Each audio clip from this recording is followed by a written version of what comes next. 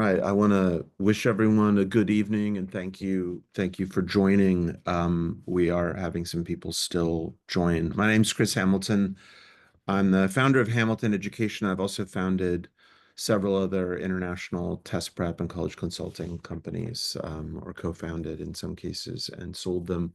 I have run Hamilton Education for 10 years, and in those 10 years, we've had more than 200 students earn perfect scores on the SAT and ACT. In some years, we've had 25% of the Harvard acceptances in the counties of Southern California coming from our students.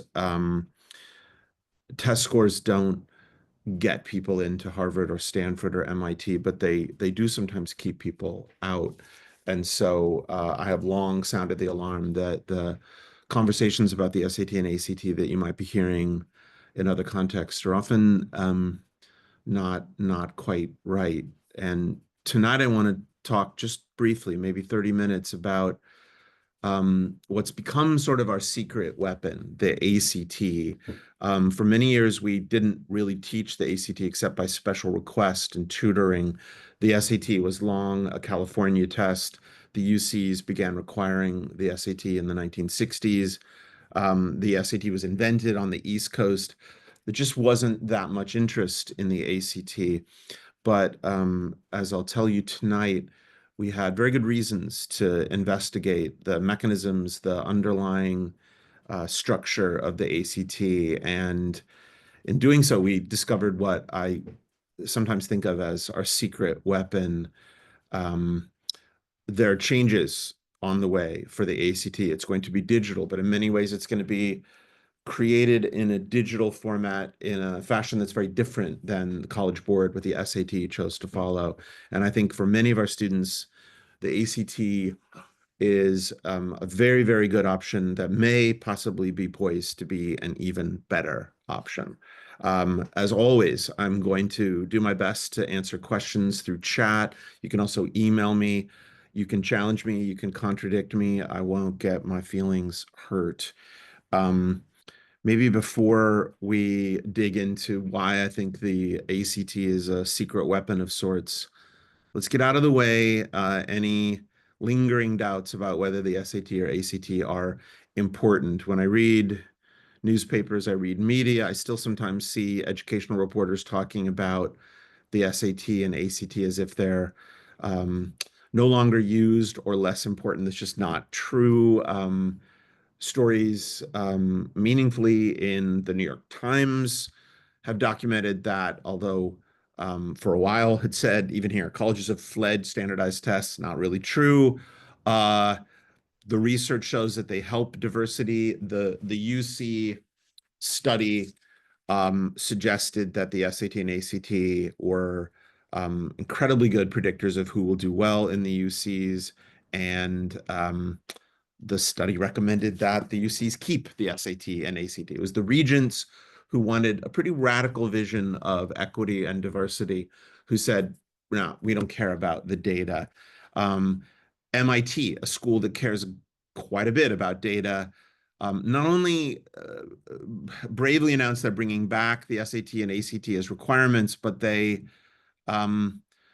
made a point to mention to do so is to achieve more diversity, to build a diverse campus. They need these tests. And Ivy League presidents have been pretty honest about the fact that the hope that making the SAT, ACT optional, the hope was it might render a more diverse class. It kind of had the opposite effect. It backfired.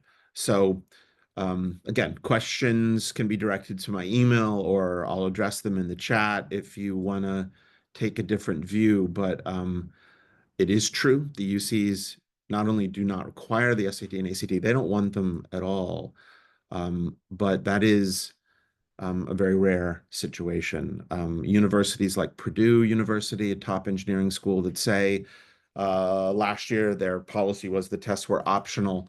3% of accepted students were admitted without test scores, so not tremendously optional. I'm going to try to explain tonight something that is frustrating to explain because it's counterintuitive. It is um, against a common sense point of view. In other words, I'm going to explain tonight, I'm going to make the argument that it's more efficient to study for two tests rather than one, and that a test that's probably less familiar to you, the ACT, is likely the better choice. Now, in our office, we meet with every student individually. We meet with their parents if we can, and we look at data points during summer testing to make sure that we have a sense of which tests might be best. For many students, they will take both the SAT and ACT in our summer program. For others, they may take one or the other depending on data. But I understand when parents say, no, no, no, why would we study for two? Tonight, I'll try to make the case why it's in fact wise to study for two. Most of the debates that I hear about the SAT, ACT don't really capture the cultural meaning and purpose of the test. For instance, although I'm a fan of many local teachers and counselors, I think their job is remarkably challenging and many do it very well. I hear sometimes teachers and counselors locally and across the country say that when a new version of the SAT is revealed and it will not have vocab that, the test will be easier. Okay. The SAT and ACT in their current shape in the last 4 or 5 decades are tests that produce a normal distribution curve, a Gaussian curve. Both tests, if we're talking about is one easier or not, both tests are designed to produce a normal distribution or Gaussian curve. So if the 100-meter dash in the Olympics is reduced to 90 meters, it doesn't mean that everyone will now have a better chance at a gold medal. It might advantage some people and disadvantage others. Tonight, we're going to be talking about which of these two tests, the SAT and ACT, might advantage your student based on some common sense observations that we can make just looking at the population of students I work with. We want to find the test that is suitable for your strengths. We began teaching the ACT in 2016 simply because College Board, the SAT, they changed the SAT to imitate their competitor, the ACT. I looked carefully at the ACT, a test I wasn't as familiar with. I taught the SAT for decades. I looked at it like the Death Star. I was looking for flaws, for faults, for a way to get inside this test. And I thought I'd found a potential flaw. And I developed what at Hamilton we call the H3 model. The three are the PSAT, the SAT, and the ACT. Typically in our summer program since 2016, we want students to be familiar with all three of these tests because they are tremendously overlapping, nearly redundant. And the small differences are things we can exploit. This is an example of a schedule we produced in 2018. Back then, I think we had maybe 47 perfect scores. Now we have 218. But we're trying to get people to realize that the new SAT was a dead ringer for the ACT. No guessing penalty, 4 answer choices, more science and graphs, very little vocabulary. And if you will indulge me, I'll tell you the story of the SAT changing fundamentally a test that had been largely consistent for almost 50, 60 years. David Coleman, president and CEO of College Board, at a conference in Toronto. I was there along with many of my staff from a previous company. He announced to a shocked audience that the SAT was going to be undergoing some significant changes. He talked, as people in his position are wont to do, about easier for students to navigate. He used words like equitable, open, and clear. Keep in mind, this is a test that is designed to sort people into universities that reject the vast majority of valedictorians, to universities that have billion-dollar endowments, to universities that often reject 95% of applicants. Using words like open, clear, equitable, inclusive is at best disingenuous. But I heard some things in the audience that maybe others didn't. He was not being very forthcoming. No test that puts people on a normal distribution curve can purport to achieve equity or identical outcomes. Um, the primary reason David Coleman announced changes to the SAT was that in 2012, the year previously, the ACT passed the SAT in popularity. For the first time ever, the ACT was a test that several 100,000 American students took in place of the SAT. The SAT was desperately trying to compete with a test that many students felt, accurately or not, was easier. My take has always been that students would look at a Barnes and Noble. Back then, people went to bookstores. They would look at test prep books, which is how you studied back then. And they would see that the SAT had a lot of vocabulary and the ACT appeared to have none. Other than that, they appeared to be pretty similar. What students couldn't see is that the ACT was almost always, in the actual event of taking it, perceived to be a little faster, which is why they both can produce a normal distribution curve. Um, this is an essay, an article from Inside Higher Ed, and it talks about a questioner. Someone went to the microphone after David Coleman spoke and suggested that Coleman was describing a test, the new SAT, that was more like the ACT, which has long claimed that it's more curricularly based than the SAT. And the ACT has gained substantially against the SAT in recent years in market share.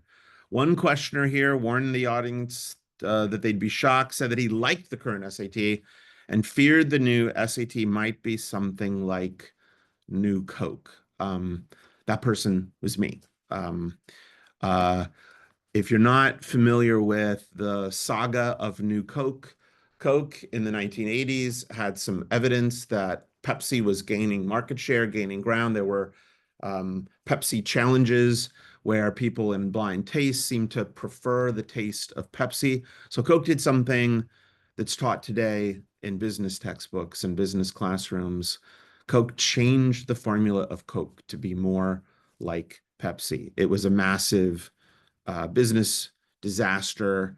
Um, uh, Back in 2016, I was faced with um, a question, what to do about a new SAT, because the new SAT was very similar to the ACT. I began digging into the ACT and saw that its roots, its DNA, its bone structure was um, created not in the 1930s like the SAT to pick the top 1%, but created in 1959 in Iowa to admit students to less selective colleges.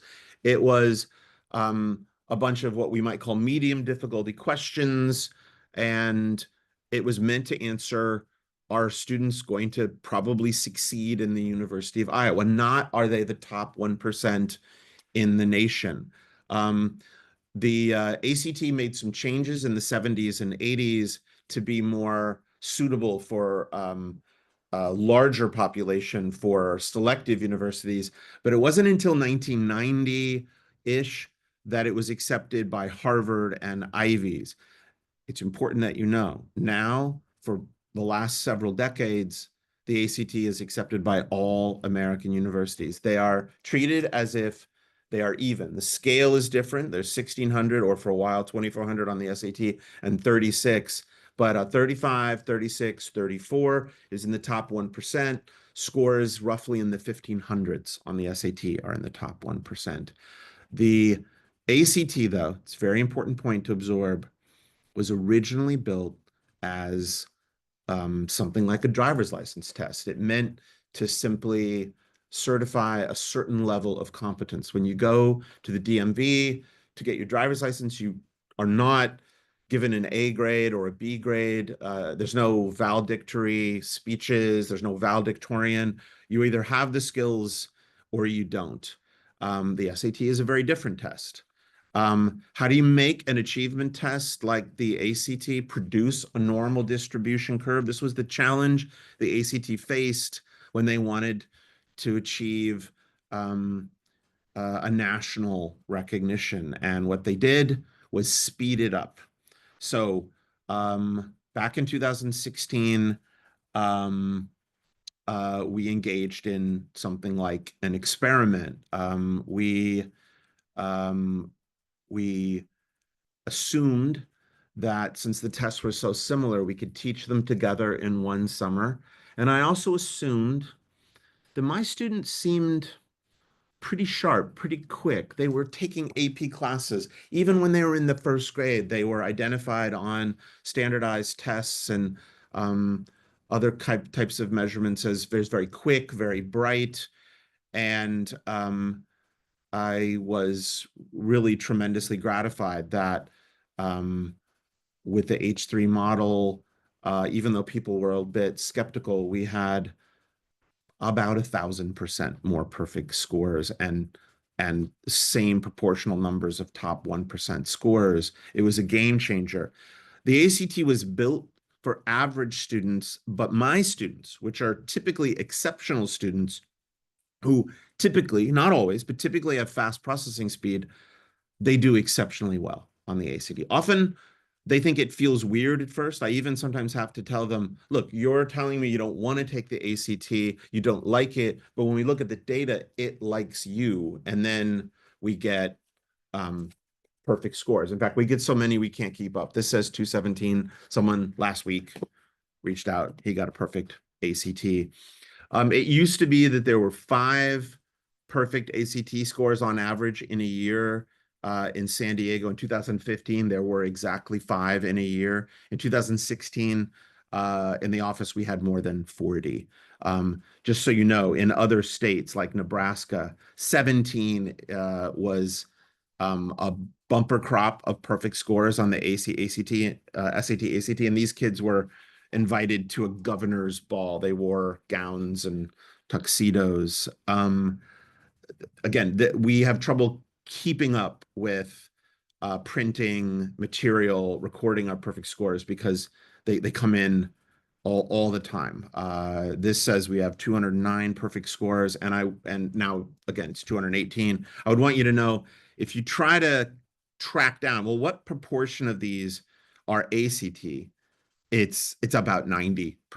It is not 1-to-1. It's not 50-50. It's hugely in favor of the ACT.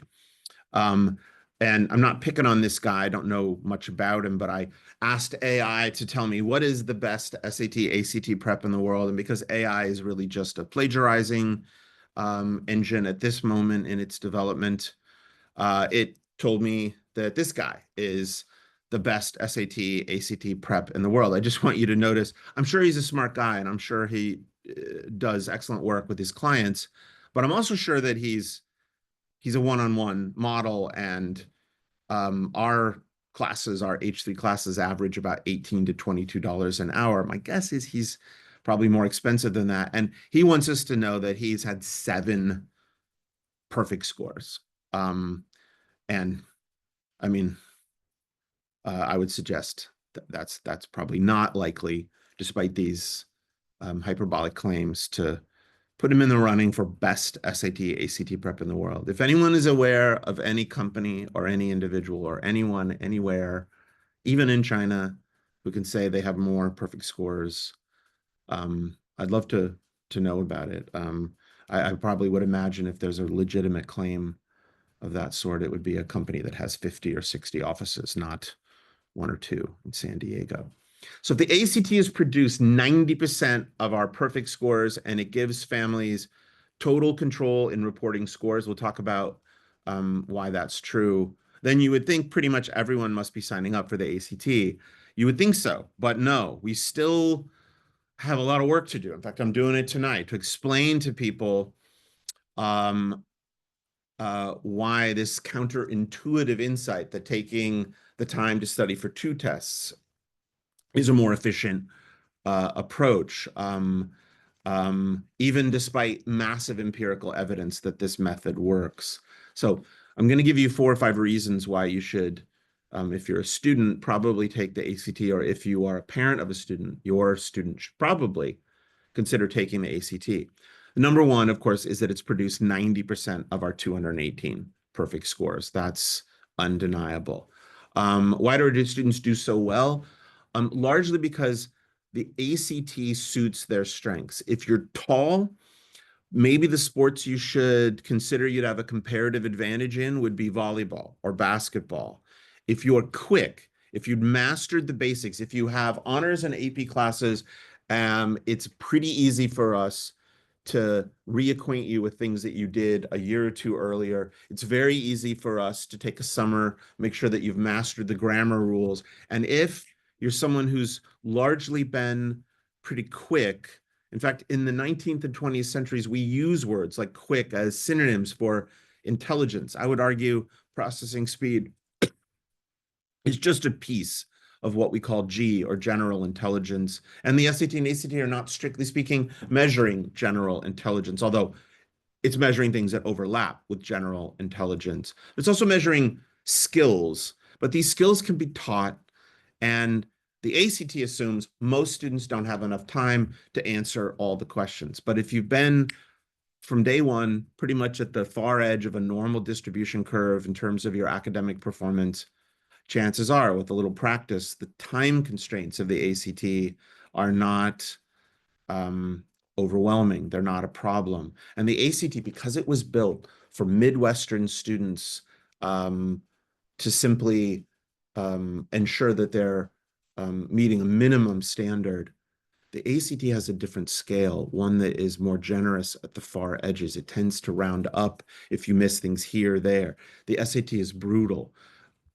Both tests produce roughly the same top 1% scores across the nation, but East and West Coast kids haven't yet exploited the fact that the ACT has advantages for their population, their cohort of students. Coastal students enrolled in honors and AP classes, gifted and talented, they typically have had faster processing speeds from the get-go. They're quick. Quick is gold on the ACT. If you have any indication that your student might have been a good fit or was a part of a gifted and talented program, it's not a guarantee that they're going to win a Nobel Prize or get into Harvard, but it makes it very likely that the ACT could be a good test for them because it's rewarding things that your student has in abundance, natural processing speed. In fact, I was sitting across a couple months ago from a student who was frustrated. He didn't do as well on the SAT as he wanted, and I was just struck at how fast he was going through passages. And so he's actually the one who last week reached out to us in an email and said he got a perfect 36. So now he's done, doesn't have to worry about that. Second reason you should probably take the ACT, why it's our secret weapon, is that the skills on the SAT and ACT are 95% identical. That wasn't always the case. And in the new digital SAT, there's a vocabulary component that the ACT does not have. But if we really look at the grammar, the math, the reading, you risk nothing in preparing for both tests. It really fights against common sense. Parents think, oh, shouldn't prepare for two. That's not efficient. Actually, it's tremendously efficient. Other than vocabulary, the tests are nearly identical, and one of them tends to have a scale built not for East and West Coast students, but for Midwest students. A third reason you should probably consider taking the ACT is that the ACT reports only the scores that you expressly ask them to report. The ACT has long considered families and students to be the customer, and the SAT has long considered colleges to be their primary customer. The SAT defers to whatever policy colleges prefer. The SAT, to compete with the ACT, offered something they called score choice. So in theory on the SAT, you can also report only the scores you wish to send. But the asterisk, the catch, is that the SAT has given colleges the right to overrule any family or student preference. Harvard says, send us whatever scores you're comfortable with. We just want to see what you want us to see. But Yale says, send us everything. That's something I've discovered isn't commonly known by people, that there's two different policies.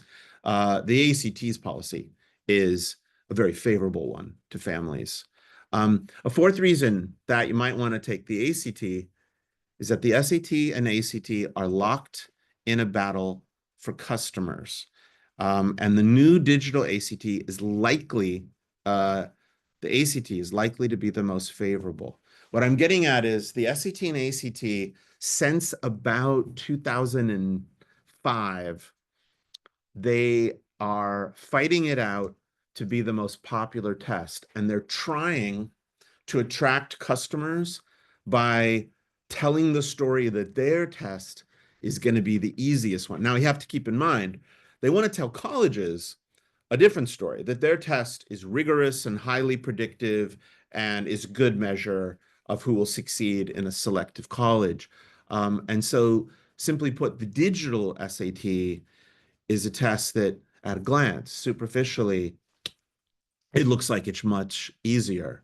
But when you dig into it, like a few things in life, you might find it's not quite what it seems. I think the ACT, we've certainly seen this thus far in its development, is a test that for students who have certain skills,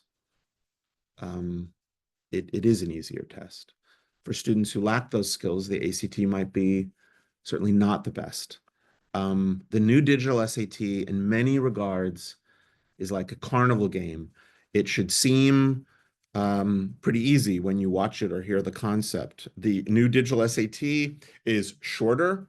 It is much shorter. It's 2 hours as opposed to 3.5. It's adaptive. That means that you take one module in reading and writing and one module in math, and your scores on that first module, if you do well, you get a harder section.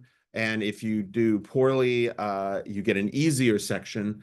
But of course, if you get the easier section, the score that you can achieve as a final composite score will be very limited. You're playing Jeopardy with just the easiest questions. You can't win the game. Like a carnival game, it should look easy, but ensure that most people don't win. I don't know if any of you have played these games, but it looks pretty easy to knock over 3 milk bottles. But when you if you have a chance to pick one up, they're solid metal. They're very heavy, and the ball that you're throwing at them is kind of spongy and light. And you can't just knock them over. You got to knock them off of a display.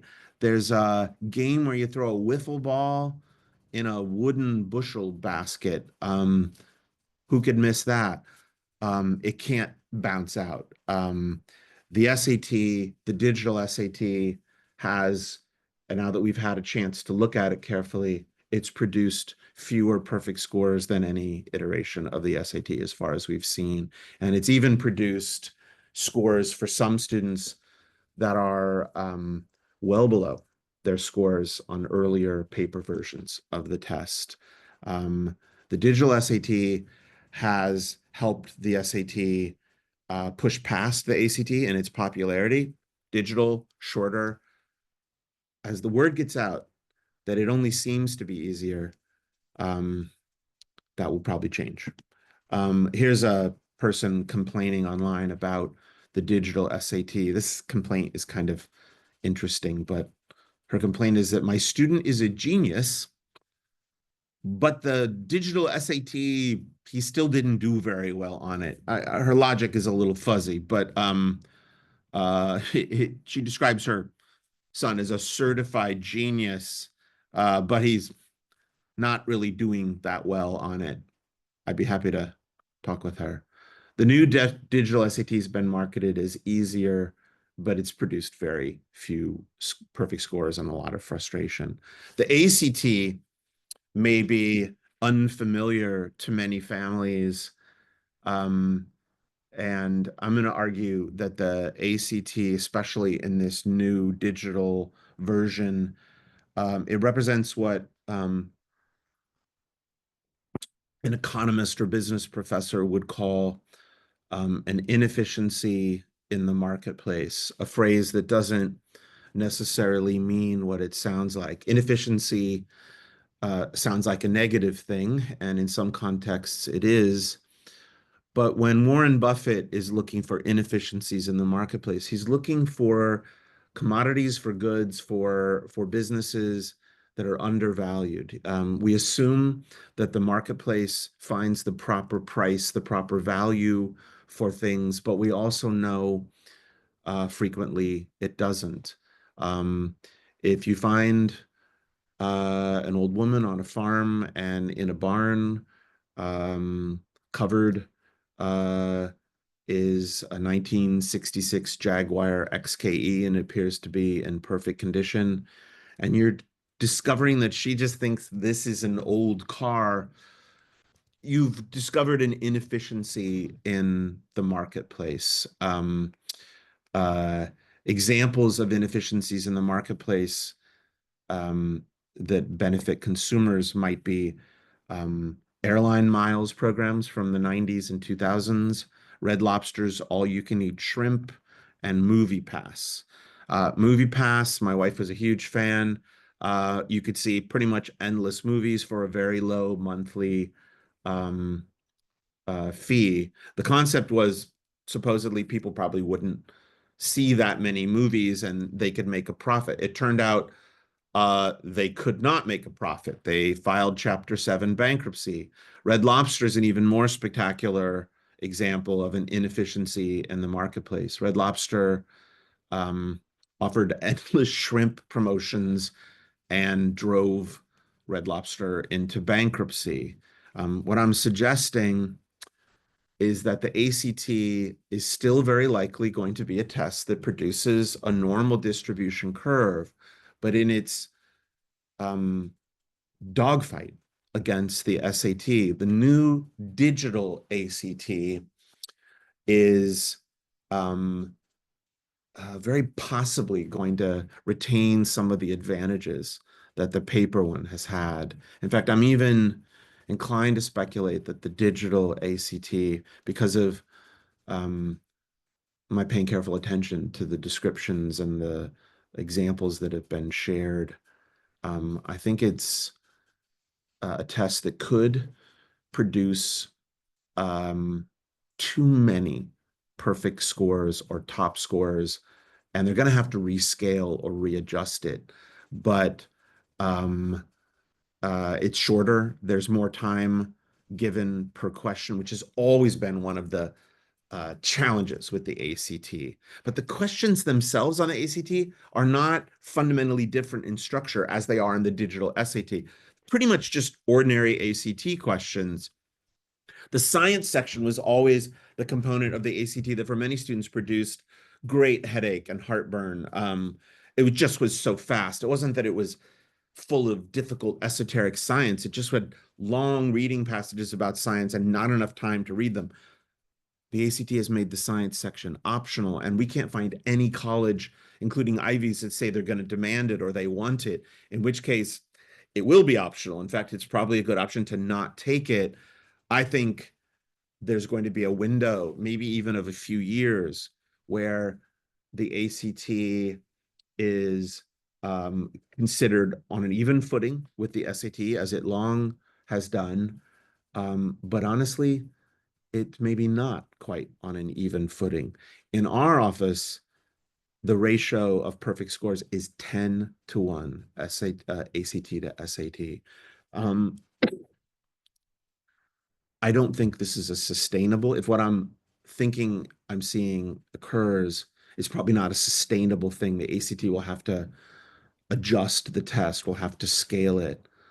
But if you find a business that's willing to let you pay in Canadian dollars, not an exchange rate, just Canadian dollars, until they go out of business, you should pay in Canadian dollars. As far as I know, I'm probably the only person in the world who's thinking about the SAT and ACT in these terms. Most of the talking heads on TikTok, in my view, are pretty facile. There's a test they like, one they don't. Um, I'm built a little differently, but I also would say what we've helped students achieve is very different than any other company in the world. Some takeaways from this would be I still recommend that people prepare for both tests because you can't reliably know whether the quirks of the ACT are in fact going to fall in your favor. And because they're 95% concordant, you will never be in a position where you've learned things that are irrelevant. I would say the digital SAT, because it has vocab, a student willing to spend a couple months learning thousands of vocab words will have an advantage, but that's a big investment. In my world, students are less likely to put in that kind of work. Back in the 90s, when I worked at what was called by Koreans a hagwon, it was assumed. It's not assumed anymore. And so again, this probably favors the ACT as a secret weapon. 95% of the students that we meet have finished integrated math 2 or 3 by the end of 10th grade. Many have finished it by the end of ninth. In this regard, the tests, the PSCT, SAT, ACT still are practically identical. The ACT is still probably going to be regarded as more straightforward, and it has traditionally been viewed as more speeded.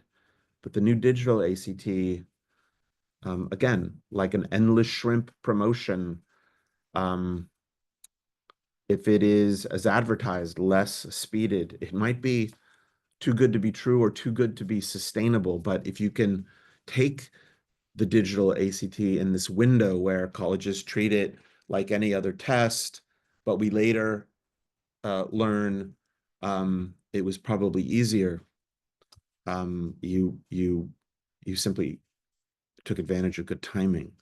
The science section is kind of a joke. Some people are intimidated. Oh, I haven't had physics yet. No, no, it's reading about science. It's not doing science, and it is now optional. Students who think they don't like one or the other test,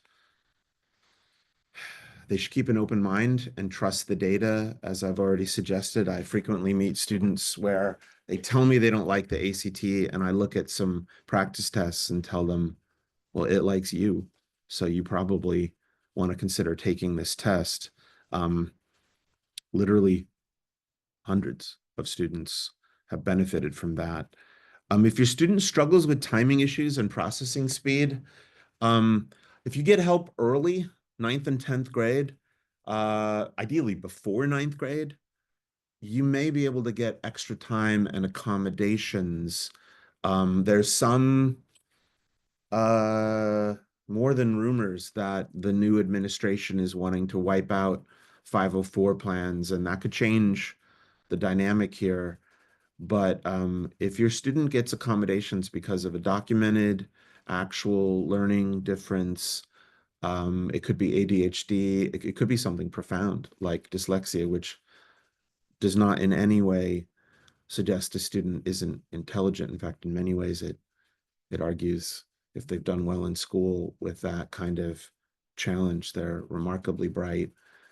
These are pretty typically easy ways to get extra time, and extra time can then render the ACT in many ways unequivocally a better test than the ACT. This is a schedule of our H3 classes.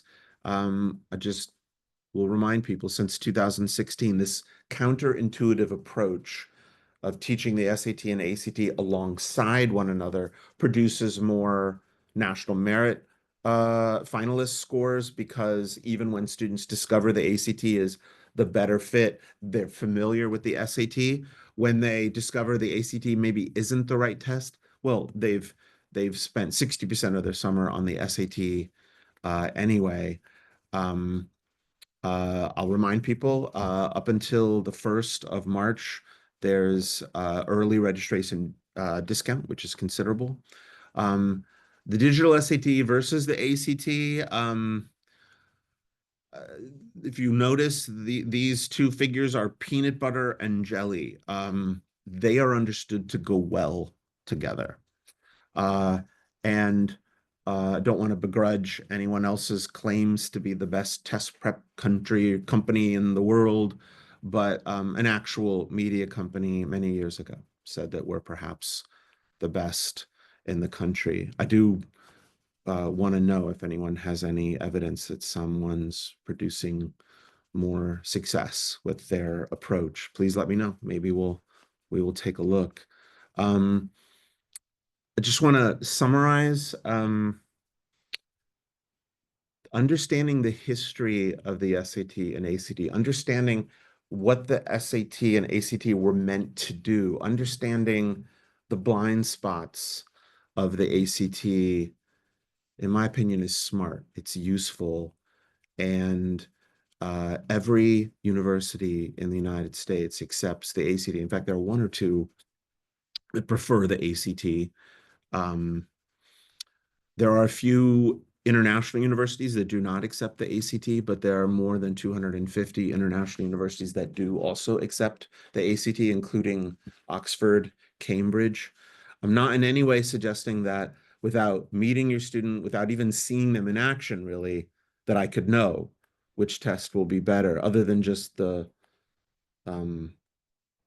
percentile likelihood.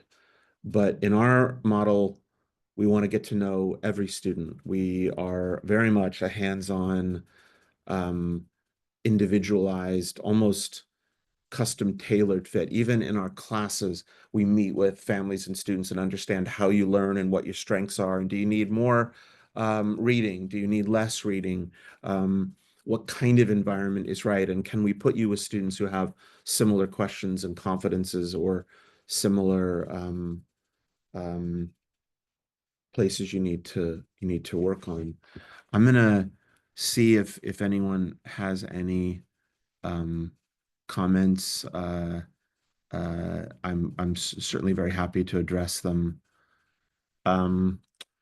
Someone is asking me a question. How many times is recommended for a student to take ACT tests? We heard that colleges do not like to see more than 3 tests taken.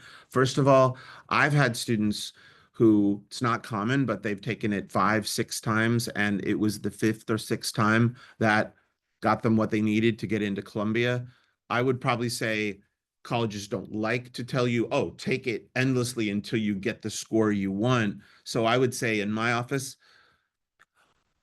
2 or 3 is very, very common. But with the ACT, if you took it 8 times, if you took it 10 times, the colleges will only know about the one score you wanted to send. And because the SAT and ACT both allow you to super score to build a composite, you could take 2 tests and combine them to make the score that you want.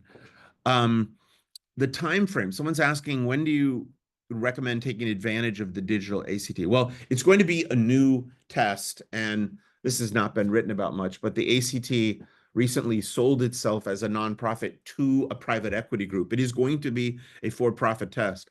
That's going to add a twist. My guess would be they're going to be even more aggressive in trying to court students as the kinder, gentler, better test. I would say this summer and fall is probably a good time to take the digital ACT, but I have people in my office who follow the day-to-day changes really closely. And so, I want to reserve the right to update that. But we're assuming that many of our students will be studying for the digital ACT this summer and will be taking it in the late summer and fall. Yes, someone is asking if there's going to be an online version of the H3 program for students outside San Diego. I may have given you the impression that I sometimes maybe have a crystal ball about testing, and in a couple ways, maybe it's worked out. Here's one example of not having a crystal ball. I assumed when COVID was really finished that there would be no more demand for online classes, that maybe online tutoring would be a popular service, and it has been. But we brought back this summer online H3 classes, and I'm in fact very likely going to be one of the key teachers. Some of my students who we worked with in COVID through online H3 classes, meeting, online. I realized this year some of them got into schools like Stanford. The relationship began early, they did well, and then it moved into a consulting relationship. Yes, we will have online classes for people outside of San Diego. Um, we'll see if any other questions appear. Um, let's see here. It looked like someone raised their hand, but I wasn't sure how to get that. At this point, there's no evening online class. I would probably say tutoring would be the best option. Although if we get enough demand, we'll consider offering them. Um, Someone's asking students in which grade should start. The generic answer is after 10th grade and before 11th, that's summer. That's typically the best time for students to begin test prep because most of our students, 95%, 98% have finished IM3. They finished Algebra 3, 4, the highest levels of math. I'm seeing now a few students more than in the past who make the argument they've already finished those elements of math in the ninth grade, and so maybe they should study in between ninth and 10th. So I'm kind of on a individual basis making recommendations of whether ninth graders going into 10th should maybe study and then take in the 10th grade tests that they've prepared for. For most students in between the summer of 10th and 11th, and then take the tests in the fall of 11th. The advantage to that timing is that you can kill three birds with one stone. The SAT and ACT are often tests that students will take within a few weeks of each other and do well on both. Again, the ACT, you're 10 times more likely to be perfect. And then the PSAT in typically the second Wednesday of October is a test that still confers national merit or national Hispanic recognition awards. Although, again, some of these awards are on the chopping block with the current administration. Someone is asking about rate for tutoring. Off the top of my head, I don't have it. We have that online. Most people, one summer of prep is enough. We just don't have a lot of new tutors. So when people are asking how do you get the best tutor, typically, people who have worked with us for years. In some cases, we have brought in people who have not worked for us for years, but like in one instance, a tutor last year is someone who we worked with for college consulting. She graduated from Princeton summa cum laude and then is at Stanford Law School. I'll admit, she hadn't worked for us for years and years, but she was a pretty great SAT, ACT tutor. Our rates are certainly in line with sort of industry averages. In fact, our classes are cheaper than babysitters by the hour.